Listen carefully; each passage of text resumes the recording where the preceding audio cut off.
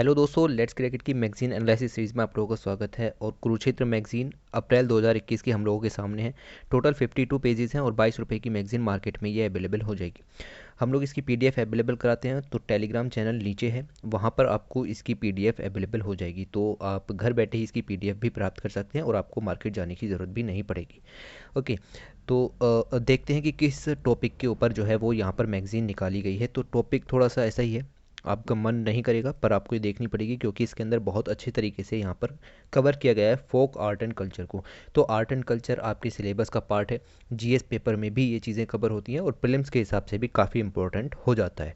तो generally question अब नितिन सिंघानिया की किताब से नहीं आते, ऐसे ही अलग अलग मैगजीन सोर्स से या जो चीज़ें न्यूज़ में हैं वहाँ से उठ करके क्वेश्चन आते हैं। तो जो भी कुछ लगभग न्यूज़ में रहा, बजट के अंदर क्या कहा गया, वो सब चीज़ें यहाँ पर कवर की गई हैं।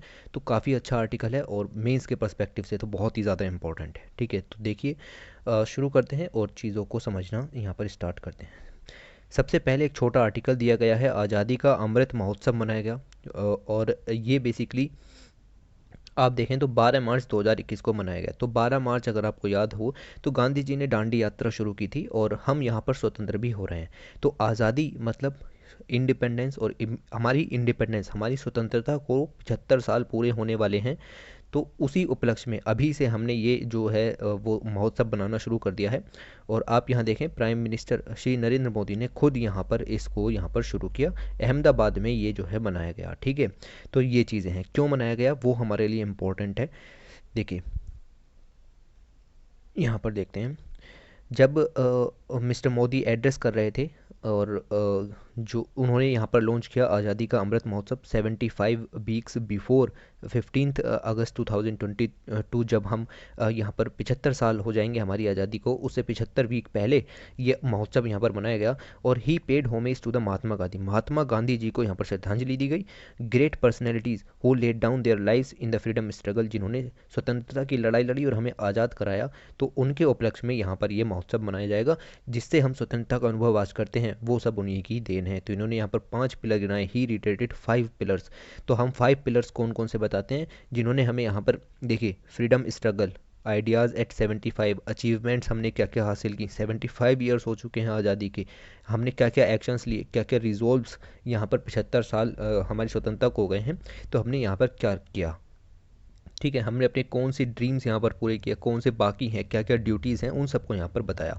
एक जो अच्छी लाइन है वो ये है, ही असर्टेड डेट आज़ादी का Amrit Mahotsav means एक्सिलर of energy of independence. Independence की जो ऊर्जा है वो हमारे ऊपर अमृत के रूप में है। ये यहाँ पर इसका मतलब जो है वो बेसिकली बताया गया है कि हम स्वतंत्र हैं और इसके लिए जो जिन लोगों ने यहाँ पर हमारी मदद की, ये त्यौहार उनके लिए पर मनाया गया है। ओके, तो ये सब चीज़ें हैं।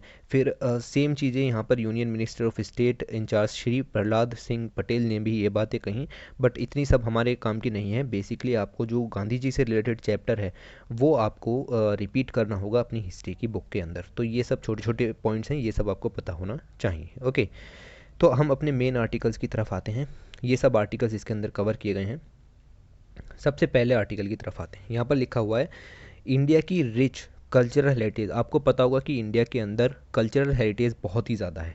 ठीक है, उसको किस तरीके से हम यहाँ पर और प्रभावशाली बना सकते हैं, उसमें और वृद्धि कर सकते हैं। तो आर्टिकल बेसिकली ये बताना चाहता है कि इंडिया के अंदर जो कल्चरल हेरिटेज है वो रूरल इकोनॉमी को बढ़ाने में किस तरीके से हेल्पफुल रहेगी। ठीक है जी, तो ये चीज़ यहाँ पर डिस्कस करी गई है और हम भी इन चीज़ों को डिस्कस करते हुए आर्टिकल को पढ़ना शुरू करते हैं। देखिए इंट्रोडक्शन, देखिए आप क्या लिखा हुआ है। तो इंट्रोडक्शन में यही लिखा हुआ है कि India with its glorious past, हमारा पास्ट भी बहुत अच्छा रहा है। ठीक है, और हमने रिमार्केबल वैरायटी ऑफ मोन्यूमेंट्स हमारे पास हैं, मतलब बहुत ज़्यादा मोन्यूमेंट्स हैं और वो सब यहाँ पर पूरी कंट्री में फैले हुए हैं। ऐसा नहीं है कि दक्षिण भारत में मोन्यूमेंट्स नहीं है, दक्षिण भारत में सबसे ज़्यादा मोन्यूमेंट्स हैं। ठीक है, नॉर्थ ईस्ट तक में भी यहाँ पर हमें चीज़ें देखने को मिलती हैं। तो हर जगह पर हमारे मोन्यूमेंट्स जो हैं वो आर्ट एंड कल्चर, इंडिया की हेरिटेज को रिप्रेजेंट करते हैं। इस समय लगभग 5 लाख हिस्टोरिकल बिल्डिंग्स ऐसी हैं जिनको हम हेरिटेज बिल्डिंग्स कह सकते हैं। ठीक है, तो archaeological survey of India in सबको प्रोटेक्ट करके रखता है और भी जो स्टेट डिपार्टमेंट हैं आर्कियोलॉजी के, वो भी इन सब बिल्डिंग्स को यहाँ पर हेरिटेज के रूप में कंजर्व करके रखते हैं। ओके, तो इन सब चीज़ों के अंदर यहाँ पर आ जाता है जैसे हिस्टोरिकल लैंडस्केप्स या industrial heritage, cultural landscapes, routes जैसे सिल्क रूट वगैरह हैं, ठीक है, उन सबको अभी भी प्रिजर्व करके रखा हुआ है। अंडरवे आर्कियोलॉजी, स्टेप वेल्स जो कि धोलावीरा नामक जगह पर बहुत सारे मिले थे, ठीक है, तो वो सब यहाँ पर अभी तक संभाल करके रखे हुए हैं। कुछ मिक्स साइट भी हैं। कुल मिलाकर कहने का मतलब है, यूनेस्को यहाँ पर वर्ल्ड हेरिटेज साइट डिक्लेयर करता है, तो इस समय 38 वर्ल्ड हेरिटेज साइट इंडिया की यूनेस्को के अंदर हैं 2021 तक अगर हम देखें। इन 38 में से 30 ऐसी हैं जो कल्चरल साइट हैं, 7 ऐसी हैं जो नेचुरल साइट्स हैं, और 1 ऐसी है जो कि मिक्स्ड साइट है, ठीक है। तो ये सब डाटा आपको पता होना चाहिए, 30 + 7 + 1, ठीक है जी। तो इतना आपको पता होना चाहिए। इसके अलावा हमारी इंटेंजिबल कल्चरल हेरिटेज बहुत ज़्यादा है। इंटेंजिबल के अंदर आ जाते हैं ओरल ट्रेडिशंस, ठीक है, तो मतलब साइट का कोई फिजिकल रूप एग्जिस्ट नहीं करता, उसको कहते हैं इंटेंजिबल। क्राफ्टमैनशिप, ठीक है, ये सब चीज़ें यहाँ पर आ जाती हैं। ओके, तो अ, इन सबको भी यहाँ पर प्रिजर्व करने की, और ये सब इंटेंजिबल हेरिटेज लिस्ट के अंदर, यूनेस्को के अंदर यहाँ पर हैं। साथ ही अगर हम बात करें तो देखिए आप यहाँ पर however there are many which are in rural areas, तो रूरल इंडिया के अंदर भी बहुत सारी साइटें हैं जो कि बहुत दूर हैं, रिमोट एरियाज़ में हैं, ट्राइबल पॉकेट्स के अंदर हैं। हो सकता है कि कुछ नक्सलाइट एरियाज़ में हो, वहाँ पर अभी हम जा भी नहीं पा रहे हैं, तो वो सब अनआइडेंटिफाइड हैं, उनके बारे में हमें पता नहीं है, वो सब अनप्रोटेक्टेड हैं, अनटैप्ड हैं। तो अगर हम उनको भी खोजना शुरू करें तो यहाँ पर इंडिया की हेरिटेज को और बढ़ाया जा सकता है।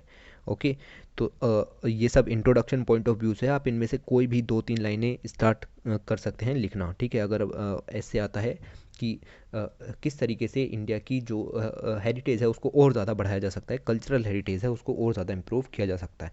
तो जो अनआइडेंटिफाइड हैं, अनप्रोटेक्टेड हैं, अनटैप्ड हेरिटेज साइट अभी भी बची हुई हैं, उनको भी यहाँ पर काउंट में लिया जा सकता है। ओके, यहाँ पर इन्होंने ये बताया है कि एक हेरिटेज जैसे कि एक बिल्डिंग है, वो बिल्डिंग सिर्फ ब्रिक और मोर्टार का एक ढांचा नहीं होती, वो लोगों के बिलीफ और लोगों के कल्चर को वहाँ पर बेसिकली कंजर्व करके रखने का एक तरीका है। देखिए, heritage is just not the brick and mortar but the culture and people who lived around it every day. Okay, तो हेरिटेज सिर्फ ब्रिक और मोर्टार का एक ढांचा नहीं होता, ठीक है, ये सब चीज़ें लिखने की होती हैं, और काफ़ी ज़्यादा काम की चीज़ें यहाँ पर होती हैं। ये सिर्फ ऐसा ही नहीं है कि पास्ट को ही रिप्रेजेंट करती हैं कि ये बिल्डिंग वहाँ पर बनी थी तो ये उस समय के जो लोगों के बारे में बता रही, नहीं, but opportunities to generate employment and income in the present and future through heritage tourism.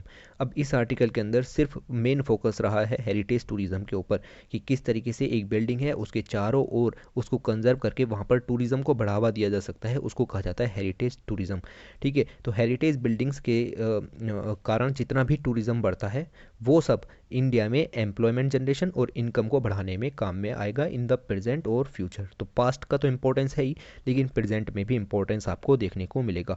तो कुल मिलाकर के कहने का मतलब है कि इन साइट्स को यहाँ पर बचाने की ज़रूरत है, इन साइट का प्रोटेक्शन अपने में काफ़ी ज़्यादा इम्पोर्टेंट हो जाता है। देखिए, ओके यहाँ पर देखिए आप, अभी इस समय क्या है कि जो विलेजेस हैं, विलेजेस में जितनी भी पॉपुलेशन रहती है उसका 70% पॉपुलेशन, और उसमें से भी आधी पॉपुलेशन एग्रीकल्चर और एलाइड एक्टिविटीज़ के अंदर डिपेंडेंट है। तो बेसिकली हो क्या रहा है कि लोग गांव से शहरों की तरफ को आ रहे हैं, आउट माइग्रेशन या मार्जिनलाइजेशन देखने के लिए मिलता है। तो कल्चरल और बायोलॉजिकल डाइवर्सिटी का धीरे धीरे लॉस हो रहा है, ठीक है। तो उस लॉस को यहाँ पर नहीं होने देना है, ग्रोथ ऑफ रूरल टूरिज्म को बढ़ाना है, जो रूरल एरिया में हेरिटेज साइट्स हैं वहाँ पर टूरिज्म को बढ़ाना है। And heritage tourism will enhance the employment business opportunity in the village in a big way.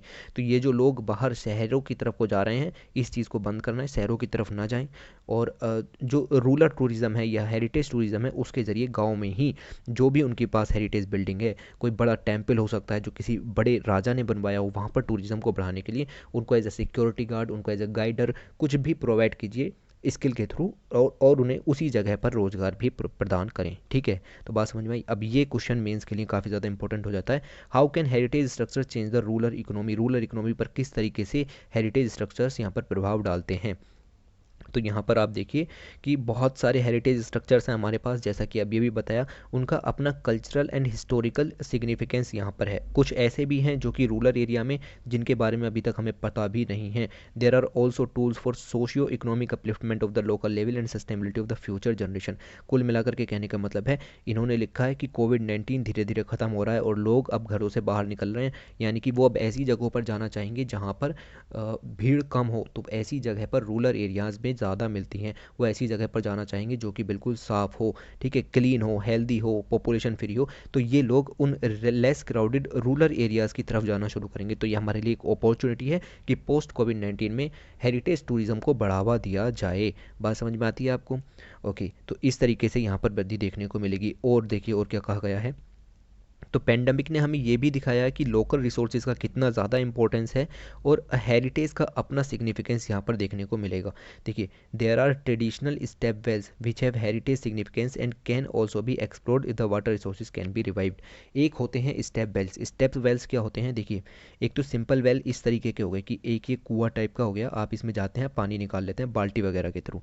एक दूसरे तरीके के होते हैं, उनको स्टेप वेल्स कहते हैं। देखिए, ये सीढ़ियाँ होती हैं और सीढ़ियों के ज़रिए यहाँ पर आप बेसिकली देखिए पानी लेने के लिए जाते हैं। तो आप यहाँ से नीचे उतरते हैं और यहाँ पर पानी होता है, आप यहाँ से पानी लेने के लिए जाते हैं। तो ये जो हैं बेसिकली धोलावीरा नामक जगह है जो हड़प्पन सभ्यता की साइट है, वहाँ पर हमें काफ़ी मात्रा में मिले थे। तो वो अभी तक भी कंजर्व हैं, और भी साइटें हैं और भी जगह से भी मिले हैं, तो वो अभी तक कंजर्व हैं। तो अगर हम इनको बचा करके चलें तो यहाँ से दो चीज़ें पूरी हो सकती हैं। पहला, यहाँ पर टूरिज़्म तो बढ़ेगा ही बढ़ेगा। दूसरा, अगर हम इस वाटर बॉडी को रिवाइव कर दें तो लोगों की जो ड्रिंकिंग वाटर की नीड है वो भी पूरी हो सकती है। यह एक अच्छा आइडिया है जो कि जल जीवन मिशन के अंदर भी कवर नहीं किया गया है। ओके, तो ये काम भी यहाँ पर होना चाहिए। तो यही पूरा पैसेज यहाँ पर बताने की कोशिश कर रहा है कि दोनों तरह के इशू सॉल्व हो जाएंगे। एक वाटर इशू जो कि फेस किया जाता है, और दूसरा टूरिज़्म प्रिजर्वेशन मैनेजमेंट और प्रमोशन भी हो जाएगा साथ में ही, ठीक है। और यंगर जनरेशन को भी इन्वॉल्व करना पड़ेगा। इन्वॉल्वमेंट का काम अभी हम देखेंगे, इस पैसेज के बाद में ही लिखा हुआ है। ओके, तो अगर आप देखें तो बजट 2020-21 में गवर्नमेंट ऑफ इंडिया ने कुछ आर्कियोलॉजिकल साइट्स हैं उनको यहाँ पर प्रपोज किया कि उनको डेवलप कीजिए, उनको आइकॉनिक साइट यहाँ पर डिक्लेयर कीजिए। तो ये नाम आपके लिए काफ़ी इंपॉर्टेंट हो जाते हैं। एक राखीगढ़ी हरियाणा के अंदर हड़प्पा सभ्यता की साइट, हस्तिनापुर जो कि बिलोंग करती है महाभारत पीरियड से और उत्तर प्रदेश के अंदर है। एक है शिव सागर असम के अंदर, एक है धोलावीरा गुजरात के अंदर जिसके बारे में अभी अभी बताया, एंड एक है अदिचन्नलूर, ठीक है, तो ये तमिलनाडु के अंदर है। तो साउथ इंडिया की भी साइट को यहाँ पर काउंट किया गया है। इनको as a iconic site declare करने के लिए गवर्नमेंट ऑफ इंडिया ने कहा। तो 5 साइटें कौन सी थी ये आपको पता होना चाहिए। साथ ही साइटों को तो डेवलप करेंगी, उनके साइड में आपको म्यूजियम भी क्रिएट करना है जो कि उस साइट से रिलेटेड या उसके आसपास की साइट से रिलेटेड चीज़ों का वर्णन करता हो, ठीक है। तो अब यहाँ पर जो 5 साइट्स हैं इनके बारे में भी बताया गया है। देखिए, जैसे राखीगढ़ी है, तो राखीगढ़ी बहुत बड़ा सेटलमेंट था प्री इंडस वैली सिविलाइजेशन का, लगभग 6500 साल पुरानी ये बात कर रहे हैं, BC, यानी कि और भी पहली ये बात हो रही है। हरियाणा के हिसार डिस्ट्रिक्ट के अंदर पड़ता है। तो ये सब चीज़ें यहाँ से आपको नहीं पढ़नी, ये सब आपको पहले से पता होना चाहिए आपकी हिस्ट्री की बुक से। एक है Dholavira. Dholavira Indus ancient Indus valley civilisation या हड़प्पा सिटी है और गुजरात के अंदर पड़ती है। एक है साइट यहाँ पर बताया गया जैसे कि अधीचन्नलूर, तो ये आयरन एज से रिलेटेड है और basically South Asia exist in South Asia ने small village of the Tamil Nadu, तो तमिलनाडु के अंदर यहाँ पर पड़ती है। तो ये जो साइट है इनका अपना एक हिस्टोरिकल पर्सपेक्टिव है, इनका अपना एक रिलीजियस पर्सपेक्टिव है, इनका एक हेरिटेज सिग्निफिकेंस है। तो डेवलपमेंट अगर आप इनका करते हैं तो यहाँ पर नॉलेज तो बढ़ेगी ही बढ़ेगी, इनके बारे में हो सकता है हमें और जानकारी मिले, रिकॉग्निशन और फिर टूरिज़्म भी यहाँ पर बढ़ेगा। तो ये सब चीज़ें बूस्ट करेंगी रूरल इकोनॉमी को। तो किस तरीके से रूरल इकोनॉमी को बूस्ट करेंगे, इस तरीके से किया जाएगा। ओके, अब आप इसको लिख सकते हैं। और सोशियो इकोनॉमिक डेवलपमेंट भी होगा, लोगों की इनकम बढ़ेगी, उनका रहने का स्टेटस बढ़ेगा। दूसरी बात, इन्होंने कुछ प्रॉब्लम्स भी बताई जो कि बेसिकली रह जाती हैं।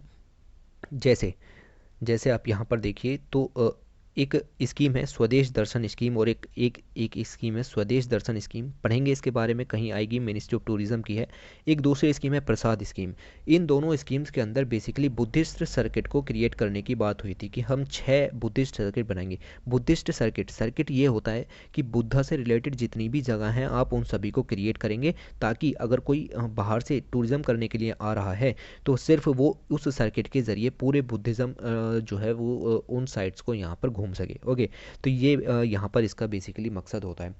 तो यहाँ पर 6 बुद्धिस्ट सर्किट हमने बनाने की बात की थी, बट इसके साथ कुछ दिक्कत है। तो ये दिक्कतें बताई गई हैं कि अगर इन दिक्कतों को शॉर्ट आउट किया गया तो रूरल इकोनॉमी को बढ़ावा दिया जा सकता है।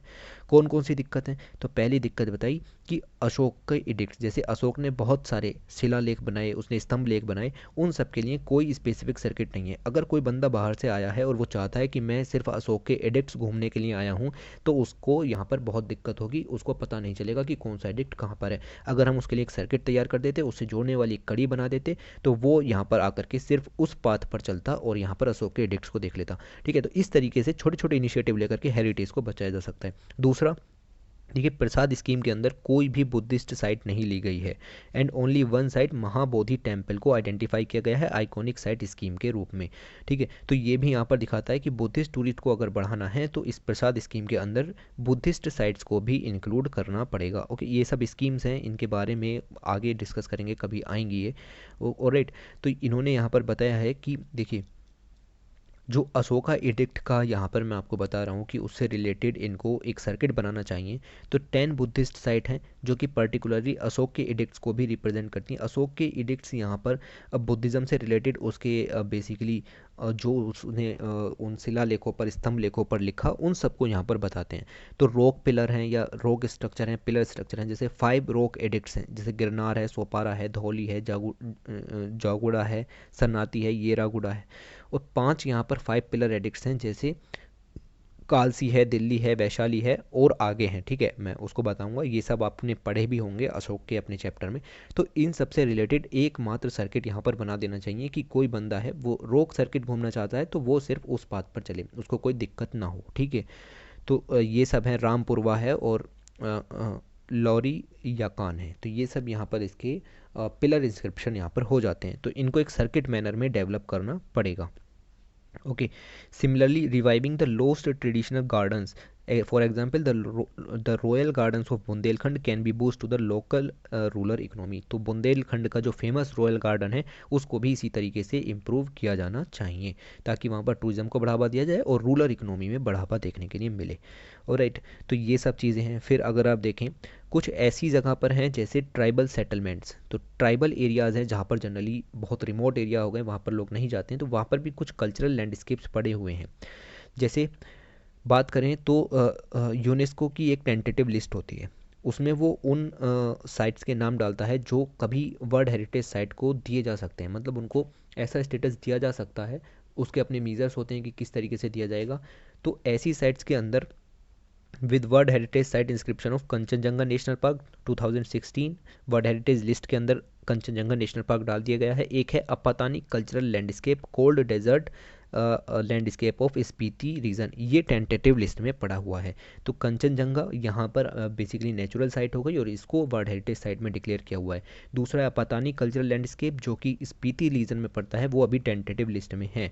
ठीक है जी, तो उसको भी यहाँ पर बेसिकली हमें कोशिश करनी चाहिए कि वो भी यहाँ पर वर्ल्ड हेरिटेज साइट के रूप में डेवलप हो। और टेंटेटिव भी है तो क्या हुआ, प्लेस तो वो यहाँ पर बेसिकली घूमने का होगा। ठीक है, टूरिज़्म हम यहाँ पर भी बढ़ा सकते हैं।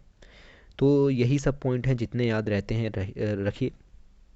दूसरा कहा गया है कि पॉलिसी रिकमेंडेशन, हमें करना क्या है और क्या क्या गलतियाँ मैंने जैसे अभी आपको गिनाई कि एक सर्किट नहीं है अशोकन एडिक्ट्स के लिए, और भी गलतियाँ जो यहाँ पर बताई गई, तो इन सब के लिए कुछ सुझाव भी दिए गए हैं। पहला सुझाव ये है कि एक मैनेजमेंट प्लान होना चाहिए, ठीक है, कि हम किस तरीके से वर्क करेंगे। दूसरा, एक यहाँ पर नेशनल आर्कियोलॉजिकल डाटाबेस बना हुआ होना चाहिए, मतलब हर एक आर्कियोलॉजिकल साइट्स के ऊपर कुछ डाटा यहाँ पर होना चाहिए कि इसके साथ क्या किया जाएगा। ऑलराइट, दूसरी अगली चीज़, एक एडवांस टेक्नोलॉजीज़ यहाँ पर यूज़ की जानी चाहिए जो कि डॉक्यूमेंटेशन करें, उनकी जो हिस्ट्री है उसको यहाँ पर ऑनलाइन प्रोवाइड कराया जाए, सर्वेस किए जाएँ, एक्सकावेशंस, कंजर्वेशन, प्रमोशन, मार्केटिंग की जाए साइट्स की कि आइए वो घूमे हमारा देश। ठीक है, तो ये इस तरीके की योजनाएं चल भी रही हैं।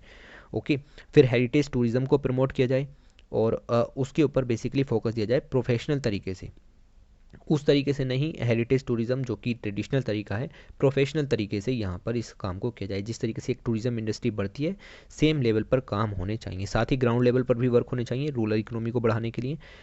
और दूसरी बात, जैसा कि बताया गया है कि पोस्ट पेंडेमिक लोग यहाँ पर रूरल टूरिज़्म बढ़ने वाला है, लाइकली टू इंक्रीज़, तो ऐसे में टूरिस्ट अट्रैक्शन के लिए ज़्यादा से ज़्यादा सुविधाएं प्रदान करनी चाहिए। कहने का मतलब ये है कि अगर ऊपर की गाइडलाइंस को यहाँ पर अपनाया गया, और देखिए एक और पॉलिसी यहाँ पर अभी दी हुई है, पहले हम उस पॉलिसी के ऊपर चर्चा करते हैं। पॉलिसी है नेशनल कंजर्वेशन पॉलिसी, इस पॉलिसी के अंदर बेसिकली कंजर्वेशन वर्क किया जाएगा। पॉलिसी है आर्कियोलॉजिकल सर्वे ऑफ इंडिया की, और इस पॉलिसी के अंदर जो बेसिकली साइट्स हैं, हेरिटेज साइट हैं या आर्कोलॉजिकल साइट्स हैं, उन सब का बेसिकली यहाँ पर कंजर्वेशन किया जाएगा। तो कंजर्वेशन करने के अंदर 70% जो कॉस्ट है, जैसे मैं यहाँ पर 100 रुपये में कुछ काम कराना चाहता हूँ तो उसमें से 70 रुपये किसी ना किसी तरीके से गरीब लोगों को बेसिस के रूप में दिए जाते हैं। ओके, तो बाकी का मटेरियल आ जाता है। कुछ ऐसे होते हैं जहाँ पर स्टेप वेल्स हैं, टैंक्स हैं, वेल्स हैं, उनकी डीसिल्टिंग की जाती है। मतलब जो बेसिकली वाटर है, स्टेप वेल जैसा कि बताया, और उसमें वाटर होता है, तो वाटर के नीचे सिल्ट जमा हो जाए उसको निकालने के लिए मजदूर लगाए जाएंगे। तो उस काम की 100% कीमत किसी ना किसी तरीके से उस अनस्किल्ड पीपल की जेब में जाएगी। बात समझ में आई? तो उसको वहाँ पर रोज़गार भी मिलेगा। तो यहाँ पर आपकी हेरिटेज साइट भी डेवलप हो गई और साथ में आपने दूसरे को रोज़गार भी दिया। तो ये है नेशनल कंजर्वेशन पॉलिसी। और इसके अंदर बेसिक सॉरी, इसके अंदर बेसिकली काम ये है कि इस जो पॉलिसी है, इस पॉलिसी की कंजर्वेशन प्रोसेस को बहुत बढ़ाना चाहिए। मतलब ऐसा हर एक बिल्डिंग के लिए किया जाए ताकि रूरल इकोनॉमी को भी बढ़ावा मिले। It is a comprehensive policy. यहाँ पर देखिए, it is a comprehensive policy focusing on tourism and development. तो टूरिज्म भी बढ़ेगा, डेवलपमेंट भी होगा with in and around the monument. Monument के चारों ओर भी आपको अच्छे से पेड़ पौधे लगाने पड़ते हैं, वृक्ष लगाने पड़ते हैं, उन सब के लिए भी कारीगर चाहिए। Capacity building, partnership with multi disciplinary organisation and institute and the role of local community. Local communities का रोल भी यहाँ पर देखने को मिलता है। ठीक है, तो राजस्थान ने भी ऐसा ही कुछ किया, हमें जानने की ज़रूरत नहीं है। तो ये सब काफ़ी ज़्यादा हो जाता है और काफ़ी ज़्यादा सही है इतना। दूसरा काम यहाँ पर बताया जा रहा है कि एक है मनरेगा स्कीम। आपको पता है मनरेगा स्कीम के अंदर बेसिकली 100 दिन का जो गारंटीड वर्क है वो यहाँ पर प्रोवाइड किया जाता है रूरल इकोनॉमी का स्किल्ड लोगों को भी। तो ये वर्क के अंदर भी काम लिया जा सकता है और मनरेगा के फंड के अंदर भी आप लोग यहाँ पर रूरल एरिया के अंदर हेरिटेज साइट्स का डेवलपमेंट कर सकते हैं। तो ये सब आइडियाज़ हैं, जो दिमाग में आए वो लिख देना अगर पूछा जाए तो। फिर एक प्रोजेक्ट चलता है एडोप्ट अ हेरिटेज प्रोजेक्ट। इसकी भी कमियां गिनाई हैं। इस प्रोजेक्ट के अंदर क्या है, गवर्नमेंट ऑफ इंडिया का प्रोजेक्ट है। एम ये है कि जो साइट है या मॉन्यूमेंट है, कोई बिल्डिंग है, कोई हेरिटेज साइट है, उसको हम किसी को देते हैं। कोई प्राइवेट एंटिटी हो उसको दे दिया जाएगा, इंडिविजुअल हो, कोई चाहता है कि हम वहाँ पर बेसिकली कोई कोई हेरिटेज साइट है, कुछ भी ले लेते हैं, ठीक है, उसका डेवलपमेंट करना है तो उसको किसी इंडिविजुअल को, किसी एजेंसी को, ठीक है, दे दिया जाता है। उसको कहते हैं मॉन्यूमेंट मित्र। तो जिसको दिया गया है वो मॉन्यूमेंट मित्र हो गया। अब वो क्या करेगा, वो उसका डेवलपमेंट करेगा, पूरा उस हेरिटेज साइट का डेवलपमेंट करेगा और कुछ समय के लिए उसे उसको लीज पर दे दिया जाएगा कि यहाँ पर जितना भी टूरिज्म हो आप उससे अपनी कॉस्ट जो आपने यहाँ पर लगाई प्लस अपना प्रॉफिट निकाल लीजिए, बाकी हमें दे दीजिएगा। इससे फ़ायदा क्या हुआ, इससे फ़ायदा ये हुआ कि हमारा जो मॉन्यूमेंट है और उसका प्रिजर्वेशन हो गया। बात समझ में आई? और साथ ही दूसरे को प्रॉफिट भी मिला, टूरिज़्म बढ़ेगा। बात समझ में आती है? तो ये सब चीज़ें यहाँ पर हैं। तो इस स्कीम के अंदर प्रॉब्लम ये है कि एडॉप्ट हेरिटेज स्कीम के अंदर प्रॉब्लम ये हो रही है कि देखिए, progress under heritage adopt heritage scheme was very slow. तो ये बहुत ही स्लो प्रोसेस है और इसके अंदर बेसिकली काम दिया नहीं जा रहा है और जो मॉन्यूमेंट मित्रा हैं उनको यहाँ पर बनाया नहीं जा रहा है। Most monument mitras are running behind their committed schedule as per the MOU. अगर उनसे कहा जाता है कि 2 साल के अंदर जो है वो मॉन्यूमेंट सही हो जाना चाहिए प्लस 1 साल आप इससे प्रॉफिट कमाएंगे, तो वो ऐसा नहीं कर रहे हैं। लगभग उन्हें 3 साल तो उसको प्रोटेक्ट करने में लग रहे हैं, फिर अब वो 2 साल तक प्रॉफिट कमा रहे हैं। तो ये सब जो चीज़ें हैं ये सब दिखाती हैं कि किस तरीके से शेड्यूल वर्क नहीं हो रहा है। तो ये सब कमियां हैं, इनको पूरा करना पड़ेगा। फिर एक छोटा प्रोग्राम यहाँ पर चला हुआ है, हुनर से रोज़गार तक। हुनर से रोज़गार तक प्रोग्राम है गवर्नमेंट ऑफ इंडिया का। रूरल यूथ को ट्रेनिंग करने का प्रोग्राम है, जो कि इकोनॉमिकली वीकर सेक्शन से आते हैं उन लोगों को भी यहाँ पर ट्रेनिंग किया जाएगा। देखिए, तो इस प्रोग्राम के अंदर आइडिया दिया गया है कि किस तरीके से रूरल इकोनॉमी को बढ़ावा दिया जा सकता है हेरिटेज के ज़रिए। तो जो इकोनॉमिकली वीकर स्टेटा है उसके साथ क्या किया जा सकता है, उसको एज अ टूरिस्ट एस्कॉर्ट, ठीक है, या event facilitator, security guard, tour assistant, transfer assistant, office assistant उस साइट का डिक्लेयर किया जा सकता है। मैं हूँ, ठीक है, जैसे कि मैं हूँ तो मुझे वहाँ पर सिक्योरिटी गार्ड की जॉब दी जा सकती है। अगर मैं थोड़ी सी ट्रेनिंग ले लूँ हुनर से रोज़गार तक प्रोग्राम के अंदर, तो मुझे उस मॉन्यूमेंट की जगह जो सिक्योरिटी गार्ड है उसकी नौकरी दे सकती है। क्यों, क्या काम होगा, एक तो हेरिटेज प्रोटेक्ट रहेगा क्योंकि गार्ड है वहाँ पर, और दूसरा मुझे वहाँ पर इनकम भी मिलेगी, यानी कि मैं रोज़गार भी कमा पाऊँगा। तो यहाँ पर आप ट्रेनिंग दे सकते हैं। प्रधानमंत्री कौशल विकास योजना चल रही है, संकल्प स्कीम चल रही है, हज़ार तरह की स्कीम्स यहाँ पर चल रही हैं। पॉलिटेक्निक कॉलेज हैं या फिर और टेक्नोलॉजिकल स्कीम है, इन सबको जानने की ज़रूरत नहीं है। तो इनके अंदर ये काम भी हो सकता है।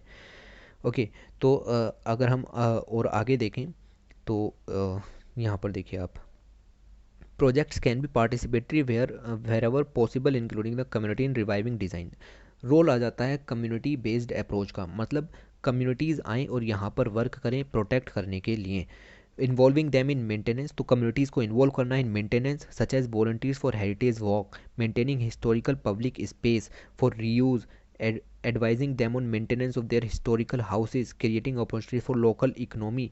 ठीक है, तो लोकल कम्युनिटी के पार्टिसिपेशन की बात यहाँ पर आ जाती है, जैसा कि ऊपर बताया कि जैसे किसी विलेज के अंदर कोई हेरिटेज है तो वो उसको नष्ट ना करें। वो लोग अब वहाँ पर विलेज बना हुआ है, तो जो मॉन्यूमेंट है उसके चारों तरफ का वातावरण भी काफ़ी इंपॉर्टेंट होता है उस पर्टिकुलर मॉन्यूमेंट के लिए। तो उस चारों तरफ के वातावरण को इस तरीके से रखें कि वो मॉन्यूमेंट वाकई लगे कि वो मॉन्यूमेंट ही है या हेरिटेज साइट ही है।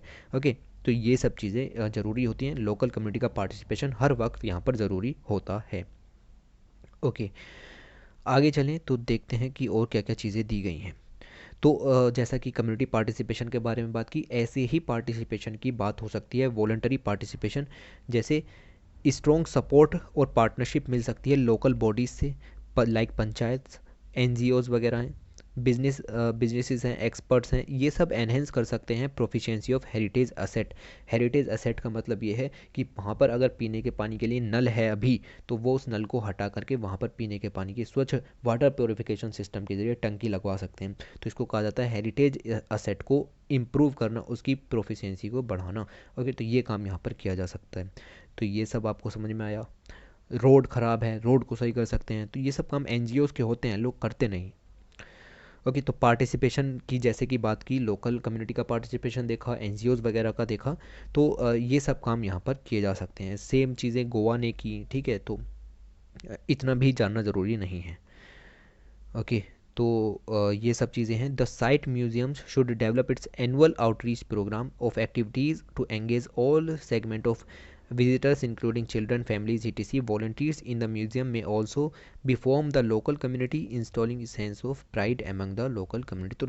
तो एक काम ये भी हो सकता है कि लोकल कम्युनिटीज़ को जा जा करके बताया जाए, कैपेसिटी बिल्डिंग प्रोग्राम के अंदर उन्हें अवेयरनेस किया जाए कि हाँ, अगर आप इसको प्रोटेक्ट करेंगे तो आपका ही फ़ायदा है, क्योंकि यहाँ पर टूरिज़्म बढ़ेगा तो उसके चारों तरफ, टूरिज़्म बढ़ेगा तो उसके चारों तरफ बेसिकली देखिए, देखिए रिक्शा वाला है या फिर कोई कोई कोई खाने का कोई ठेला लगाता है, फल फूल का ठेला लगाता है, तो वो लोग वहाँ पर जा कर के अपना जो काम है वो कर सकते हैं। ठीक है जी, तो ये सब चीज़ें आपको समझ में आनी चाहिए। रिक्शा रिक्शा वाले का काफ़ी इंपॉर्टेंस यहाँ पर हो जाता है, ये सब यहाँ पर मदद करेगा।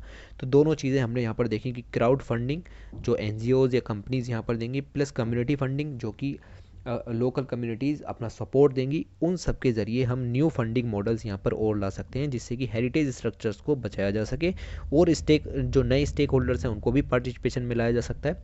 तो ये चीज़ है। एक चीज़ जो काम की हो जाती है वो ये है, ये याद रखना कि एक प्रोग्राम चल रहा है रूरीटेज प्रोग्राम। तो रूरीटेज नाम से ही समझ में आता है, रूरल हेरिटेज को बचाने के लिए यूनेस्को का प्रोग्राम है। इसका एम क्या है? एम है to create innovative rural regeneration based models for cultural and natural heritage. तो कल्चरल एंड नेचुरल हेरिटेज को रीजनरेट करना है। कुछ ऐसी साइट्स हैं जो कि हो सकता है वो धीरे धीरे ख़त्म होती जा रही हैं, उनको बचाना है और नए इनोवेटिव आइडियाज़ के ज़रिए वहाँ पर काम चलाने। ऐसे ही प्रोग्राम जैसा यूनेस्को कर रहा है, हो सकता है इंडिया अपने लेवल पर भी कर सके।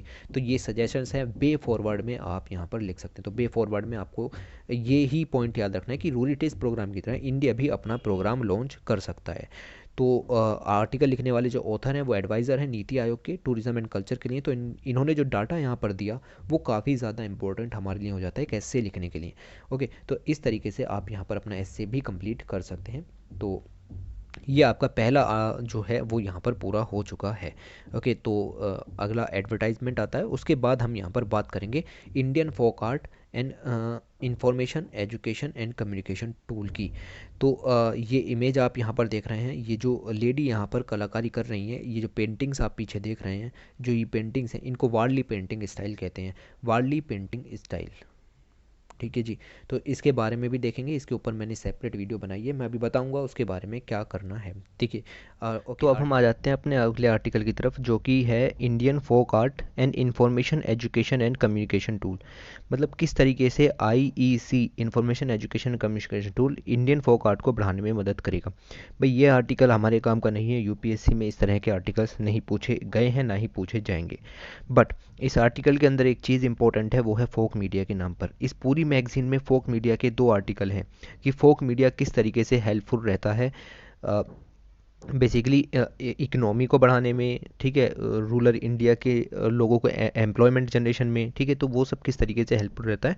तो यहाँ पर हम जानेंगे कि फोक मीडिया होता क्या है, ठीक है, फोक मीडिया के करेक्टरिस्टिक्स क्या होते हैं और उससे फ़ायदे क्या होंगे। ठीक है, तो सीधे वहीं पर चलते हैं। और इंट्रोडक्शन में आप लोग क्या लिखेंगे, तो वही लिखेंगे कि हमारे पास इतनी रिच मतलब इतने तरह की कल्चरल हेरिटेज है और 38 साइट्स हैं हमारी, और इसमें से इतनी तरह की, ठीक है, तो वो सब चीज़ें आप यहाँ पर देखेंगे। हम चलते हैं कि फोक मीडिया क्या होता है। तो ये सब आपको नहीं पढ़ना जो मैं यहाँ पर स्किप कर रहा हूँ, यहाँ पर आ जाते हैं। देखिए, what is folk media? तो folk media includes visual, verbal and oral form accepted by a specific community and used to entertain, inform and instruct. Poetry, puppetry, songs, dramas are example of dynamic folk media, adaptable, subject to change and capable of incorporating new ideas and forms. ठीक है, तो अब इसको याद रखने की ज़रूरत नहीं है, मैं इसको यहाँ पर आपको आसान भाषा में बताता हूँ। बेसिकली फोक मीडिया होता क्या है, जैसे मैं हूँ, ठीक है, मेरे पास कुछ अलग तरह की यहाँ पर चीज़ें हैं। जैसे मैं अलग तरह का कुछ ड्रामा करता हूँ, मैं कुछ अलग तरीके के सॉन्ग्स गाता हूँ, मैं अलग तरीके की पोइट्री करता हूँ, मैं अलग तरीके की नौटंकी करता हूँ, मैं अलग तरीके के कवालीस करता हूँ, पपिट्री शो करता हूँ, ठीक है, या फिर बहुत मतलब अलग तरह का मेरे पास कुछ मैं संगीत करता हूँ, या फिर मैं ऐसा कोई जो आपका संगीत वाद्य है, कोई इंस्ट्रूमेंट है जो मैं बजाता हूँ, जो कि और लोग बेसिकली नहीं बजाते। तो मैं उसके ज़रिए यहाँ पर क्या कर सकता हूँ, मैं लोगों को एंटरटेन कर सकता हूँ in the form of visual, verbal and oral forms. मैं वीडियो बना सकता हूँ, उसका प्रचार करा सकता हूँ, टीवी पर उसका शो चला सकता हूँ, मैं उसके बारे में यूट्यूब के ज़रिए उसको एक माध्यम बना सकता हूँ। ठीक है, तो किस लिए, visual, verbal and oral form में, to entertain, inform and instruct people. ठीक है, तो वो कुछ भी हो सकता है, ड्रामा वगैरह कुछ भी। और राइट, बात समझ में आई। अच्छा, अब इसके आप थोड़े से करेक्टरिस्टिक देखिए, फिर हम देखेंगे फ़ायदा क्या होगा। तो करेक्टरिस्टिक ये है कि ऑडियंस पार्टिसिपेशन बहुत ज़्यादा ज़रूरी है। अगर ऑडियंस होगी ही नहीं तो आप किसको इन्फॉर्म करेंगे। ठीक है, बात समझ में आ रही है। तो अगर ऑडियंस होगी ही नहीं तो आप किसको इन्फॉर्म करेंगे। आप बेसिकली यहाँ पर देखिए, किसको एंटरटेन करेंगे, किसको इंस्ट्रक्ट करेंगे, किसको बताएंगे अपनी नॉलेज के बारे में, अगर ऑडियंस यहाँ पर होगी नहीं। ठीक है, तो इस तरीके का आपके पास होना चाहिए। इंटीग्रल पार्ट है ऑडियंस पार्टिसिपेशन। अगर ऑडियंस का पार्टिसिपेशन नहीं है तो आपकी मेहनत बेकार होने वाली है। It is lively, dramatic and lyrical entertainment that satisfy the innate need of the self-expression. Folk media techniques are simple and easy and reflects cultural ethos. It touches the people's heart. तो ये people's के heart को touch करती है, क्योंकि उनको कोई unique चीज़ मिल रही है जो कि पूरी वर्ल्ड में लगभग देखने के लिए नहीं मिलती। भाई इंडिया में ऐसी बहुत सारी चीज़ें हैं जो पूरे वर्ल्ड में नहीं है, और उसमें से हेरिटेज, कल्चर एंड आर्ट ऐसी ही एक चीज़ है। ठीक है, तो ये चीज़ें उन लोगों को यहाँ पर देखने के लिए नहीं मिलती। तो यहाँ पर हम देखें तो कौन कौन सी चीज़ें फोक, जो आपका ये हम बात कर रहे हैं कि फोक मीडिया के अंदर कौन कौन सी चीज़ें आ जाती हैं। तो ठीक है, मेरे पास किसी तरह के तमाशा, कॉमेडियन और एसोसिएटेड ट्रूप्स के ज़रिए तमाशा एक तरीके का यहाँ पर म्यूज़िकल डांस शो है। ठीक है, तो वो हो सकता है, मैं उसमें अच्छा हो सकता हूँ। हो सकता है मेरे पास भजन्स कुछ अलग तरीके के हों, कीर्तन्स मैं यहाँ पर करता हूँ। ये सब फोक मीडिया के अंदर आ जाते हैं।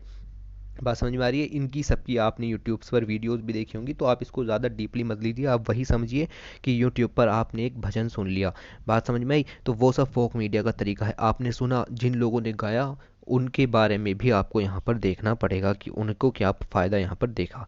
ठीक है, तो नौटंकी के बारे में जैसा कि मैंने बताया। फिर दूसरा, नौटंकीज़ तो यहाँ पर चली रही हैं, ऊपर देखते हैं और क्या क्या चीज़ें दी गई हैं। जैसे ये रही, इस जैसी हैं, कवालीज़ हैं, ठीक है, ड्रामाज हैं। ये एक होता है धंधार्स होते हैं, ठीक है, पपेट शोज़ होते हैं, हरी कथा होती है, पाल है, दखाथिया है, दस्तखत है, और भी मीडियम है जिससे कि बहुत मात्रा में लोगों को अट्रैक्ट किया जा सकता है। बात समझ में आ रही है? तो वही काम यहाँ पर आप कर सकते हैं।